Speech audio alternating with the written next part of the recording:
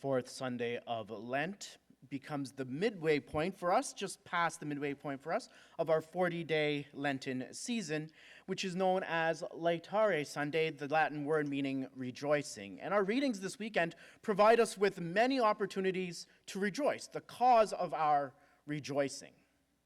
As we have been doing throughout this Lenten season thus far, we have been going through little snippets of salvation history. We started with that overview of salvation history where the Israelites had to come before their worship and profess a faith, profess a creed. And the next subsequent weeks, we looked at what those events were. We started with the covenant that God formed with Abraham and his descendants. And then we moved towards the renewal of that covenant, the renewal of that promise with Moses on Mount Sinai.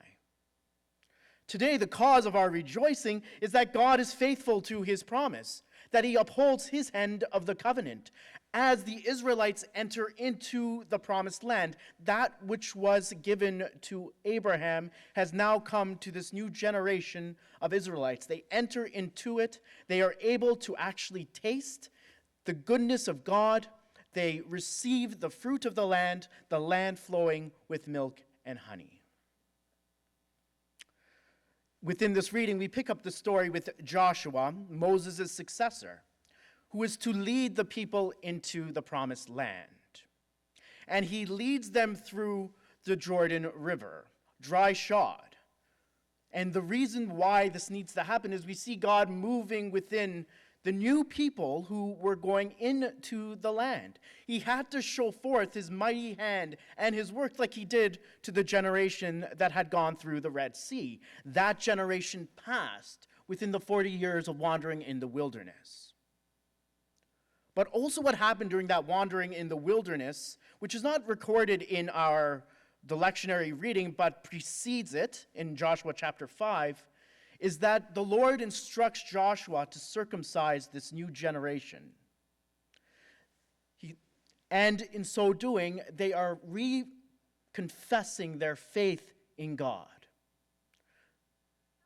After this movement, now we pick up the story. The Lord said to Joshua, "Today I have rolled away from you the disgrace of Egypt." He forgives them. He reconciles himself to them.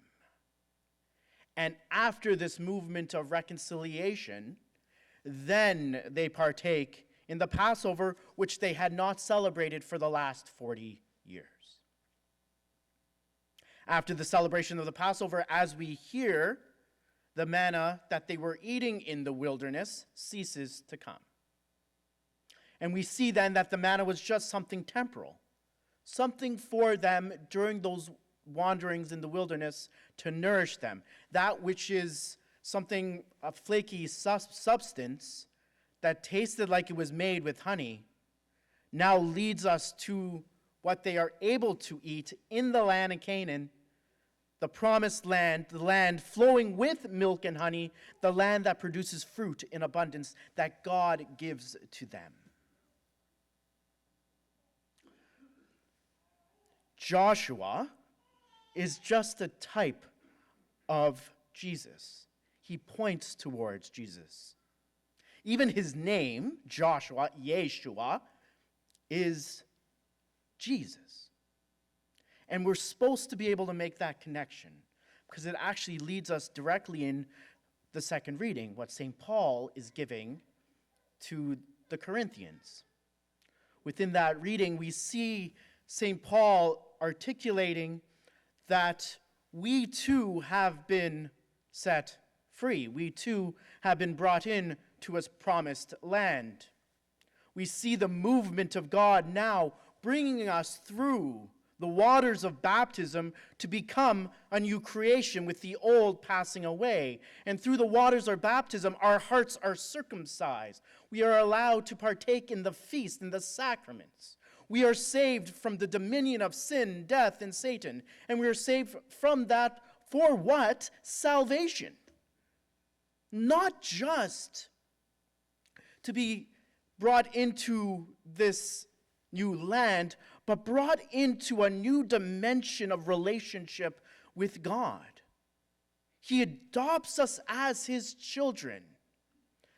We receive that divine filiation, being made children of God, a divine birthright, an inheritance. And he wants all of creation to be brought into that inheritance that is heaven. As we continually read throughout that reading of St. Paul, we start to see what happens when we actually participate within it, when we actually give ourselves to what God is doing. He doesn't destroy us. He doesn't take away what's inside of us. What he does is he heals it, he perfects it, he elevates it with his divine life. He leads us into his divine life, the supernatural life that he gives to us through the grace of the sacraments. He wants us to be able to partake of them. The Eucharist becomes the foretaste of that heaven, what we are able to receive, to taste the goodness of God. And as we continually participate in the sacraments, we are transformed, conformed to Christ. And as we become conformed to Christ, then we become agents of his in the world, conformed to him, ambassadors for Christ, to go to the corners of the world, to go to all the cosmos and do what God desires us to do, and that is reconcile all of creation to him, to bring it into the heavenly realm.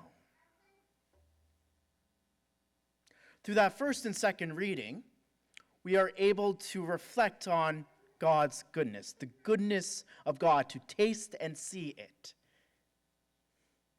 But we are also able to see God's goodness in his fidelity to promise. We are also able to see that God, in the fullness of time, sends his Son, Jesus Christ, into the world, the only begotten Son of the Father, to reconcile the world to himself, to bring us not just into something of old, but something new, the divine life that he pours into us, that he wants us to be with him here in this world and in the next and the world to come. But through these readings, we also have to come to the point, especially at this midway point of Lent, that we have not trusted in the goodness of God. That we have not been faithful to our end of the covenant. That we have squandered what we have been given, the divine life, through sin. But even here, at this moment, as we reflect upon that, we also it also becomes a cause of rejoicing. Because now we get to see God's mercy. And that is always a reason to rejoice. When our bad news meets his good news, there we find hope, and that hope leads us to rejoice. The mercy of God. And this all sets us up so that we can enter into this parable, this beautiful familiar parable to us, the parable of the prodigal son. Or is it the parable of the two sons, the brothers? How about with this reflection that we just had on the goodness of God, that we look at it through the lens of the parable of the good father? All the father wants to do within this parable is woo his sons back into the divine life, back into his home, back into the celebration. The reading sets this up for us because he's there with tax collectors and sinners, and the Pharisees are on the outside. And now we start seeing two sons for us. And Jesus, the image of the Father's merciful face, being able to proclaim this parable. And it also then speaks into all of salvation history, both the tax collectors and the sinners and the Pharisees would be very much aware that 2 sons is reminiscent, should bring up for them many different sons in sacred scripture, from Cain and Abel, Jacob and Esau. Maybe not 12 sons, but 12 brothers, the sons of Jacob, and how they treat Joseph. Skip into the royal kingdom, and then we have David and his sons. We have Absalom and Amnon. We have Solomon and Adonijah. And we start seeing over and over again this movement of sonship. And all the Father wants to do, all he wanted to do throughout all of salvation history, was bring them together to unite them in the household of God. And so we enter into this familiar parable with the one son, the prodigal son, as we know him, going to the father and asking him for his share of the inheritance, for his share of the property, literally saying to the father, I wish you were dead, because that's when inheritances are given. But there's something here, and I was hearing one person speak about it in one of the commentaries. It's a small line, but it actually kind of helps frame a little bit more what is happening here. It's an interesting kind of point. So the father divided his property between them. He gave to the prodigal son, as we know him, his share of the property, and he also divested himself of the other share of the property to his other son. So completely emptying himself of everything that he had. And he gave it to his 2 sons. The one son then goes off and squanders that property in desolate living. He comes to that point in his life where he thinks freedom is going to give me everything I want, but it leaves him absolutely empty, to the point where he has to degrade himself to have to feed pigs, and he's hungry. He has nothing. A famine comes into the land. And so he comes to himself. He realizes what he had with his father.